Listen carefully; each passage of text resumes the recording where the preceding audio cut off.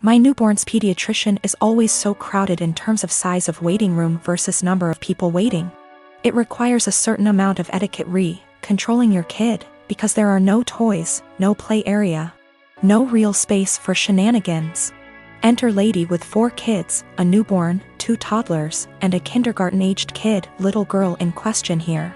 She really should have brought an iPad or a second adult or something because her kids were literally running around this space, yelling and screeching. The mom was oblivious to all of her kids except the newborn, who was quietly breastfeeding while mom was glued to her phone screen. Accordingly, other people were put in the awkward position of having to discipline her kids. Several people had previously tried to put her kids back in line for whatever issue, harassing their kids, being loud, whatever. Her kindergarten-age daughter, who clearly had some kind of special needs, was absolutely enamored with my newborn and his stroller. She was asking me if she could push it around. No, she was getting super close to my newborn, stop, and was generally just being annoying. FFS at one point when I wasn't looking and was preoccupied with my own kid. She went digging in my diaper bag and throwing my stuff onto the chair and the floor. My newborn was really fussy because we were there for a sick visit and he wasn't feeling well. And I did not feel like entertaining some strange kid. I tried being polite about it. Sweetie, where's your mommy? Points to mom, ma'am. Points to kid. The lady would call her kid back, but the kid just kept coming back to me. Rinse and repeat. I told her she needed to stay with her mom.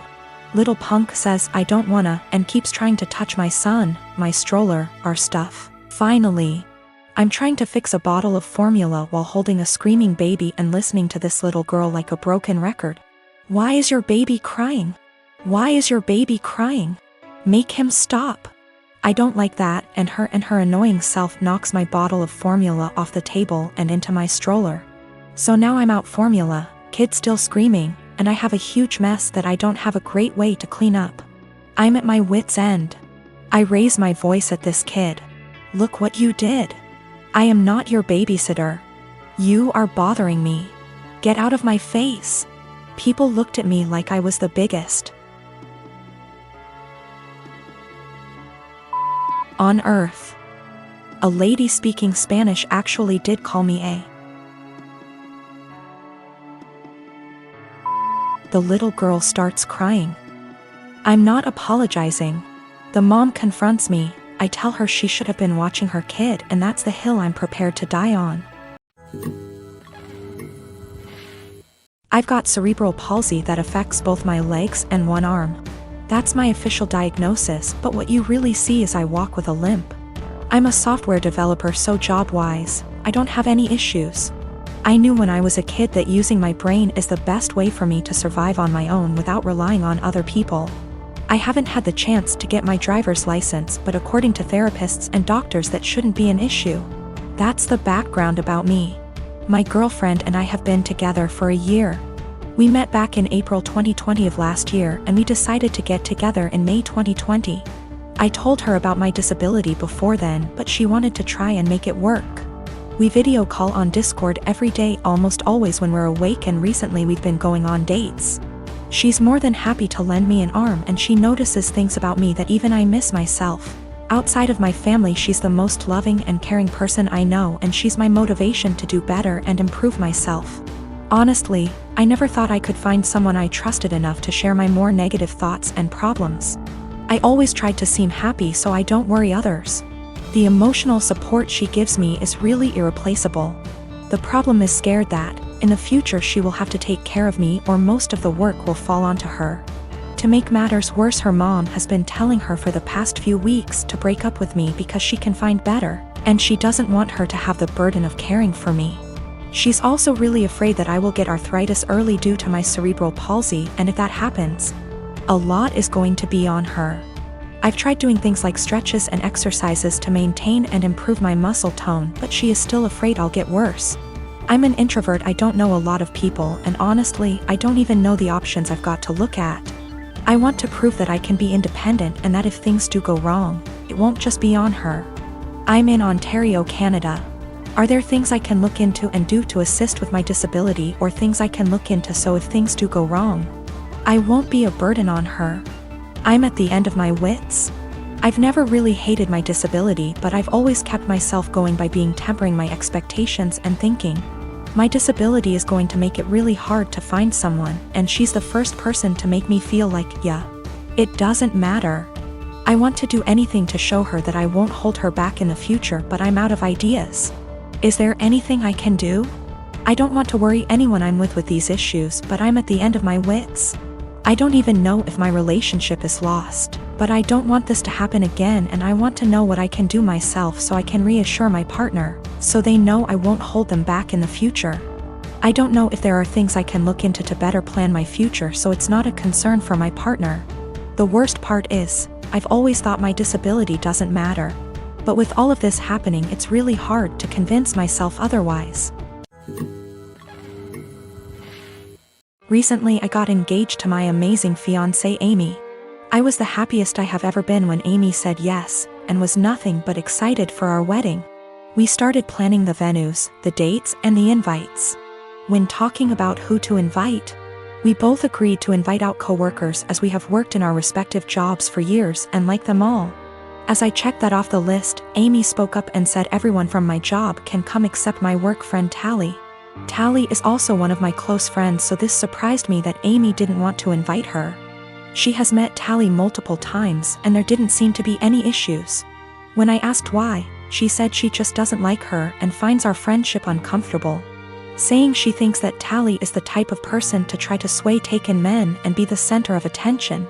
After talking some more to see where she got this idea, it turned out this was based on nothing but Tally's looks, as even Amy admitted that Tally is always very kind to her. But still, Amy is adamant about Tally not going and said that she makes her insecure. Amy is a beautiful woman, so I don't know why she feels this way. I told Amy that if it makes her feel comfortable not having Tally at the wedding, then that is fine. But before invitations go out, I wanted to speak to her privately to let her know to save embarrassment. Amy agreed, and that was really that. We didn't speak on the matter after. A week or so later I went into work and Tally started to ignore me, only really talking if it was work related. I was confused as it isn't just her, our co-workers have started to ignore her and acting strange to me. So I contacted her BF, only for him to be sarcastic on the phone. I asked what the problem was when he asked if I actually didn't know what happened. He then filled me in. Turned out a few days earlier Amy came to my work on my day off with invitations. I had no idea she even made them yet. And handed everyone an invite in front of Tally, then saying to Tally, "You aren't invited, women like you aren't welcome." Which has sparked everyone suggesting she is my other woman. Since then she has been harassed by some guys at work and shunned by the women. She is now looking for another job. This pissed me off and I apologized profusely as I didn't know. When I got home that night, I confronted Amy about this.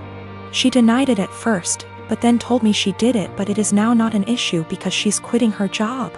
I flipped on her, saying how she clearly didn't trust me to say and that she crossed a line doing all this behind my back. She didn't see the problem and got upset, asking me why I'm so mad, me responding, "If we are really going to get married, get your insecurities in check and grow up." I stayed at a friend's since but have had texts from Amy, her friends, and her mother saying for this and that Amy doesn't deserve this treatment. I have made many attempts to speak to Tally privately to find out what was happening prior to contacting her BF. She brushed me off by saying she either had work to do or that there was nothing to talk about. No one would really speak to me, so I contacted her BF as a last resort. Her BF says he is going to pass on to Tally what I said to him on the phone. The wedding is currently on hold, that is also why I'm staying at my friend's. Need some distance to figure stuff out. Nothing has or ever will happen with Tally, no feelings, nothing adult, absolutely nothing. Tally is happy and in love, her boyfriend is someone I also consider a close friend. I was happy with Amy prior to this. And Tally is more like a sister to me. Unfortunately, due to what Amy has done, all I can really do is damage control. Of course I am planning to explain to everyone what has happened. I do not want Tally to be going through this. She is a genuinely kind person who does not deserve any of this. This goes back 3 years when my mom and her girlfriend got engaged. My mom put in so much time and energy into organizing this wedding and was so excited. She sent out invites to all our family members for months in advance, and almost everyone confirmed they would be going. Barely a week before the wedding, she received several messages from aunts and uncles who said they won't be going because they had other commitments, despite confirming they'd be there months prior.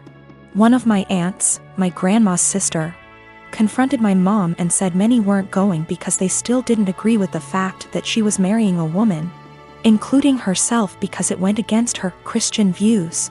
Meanwhile, my hardcore Christian grandma was more than happy to walk my mom down the aisle. This upset my mom, but she tried not to let it ruin her wedding. I, however, was furious. Only my grandma, my mom's sister, a few cousins, and another aunt attended the wedding, while my stepmom's entire family came. What really pissed me off was that 2 weeks later, my cousin who lives in a totally different state celebrated her sweet 16, and everyone who made excuses about not going to my mom's wedding made the journey all the way over there and posted pictures all over Facebook.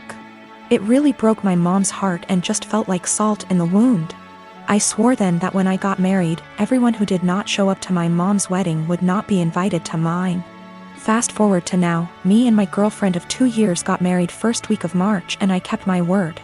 The only ones we invited to our wedding was the family that did go to my mom's, and one other aunt who did have a good reason for not being there at the time because she was recovering from surgery.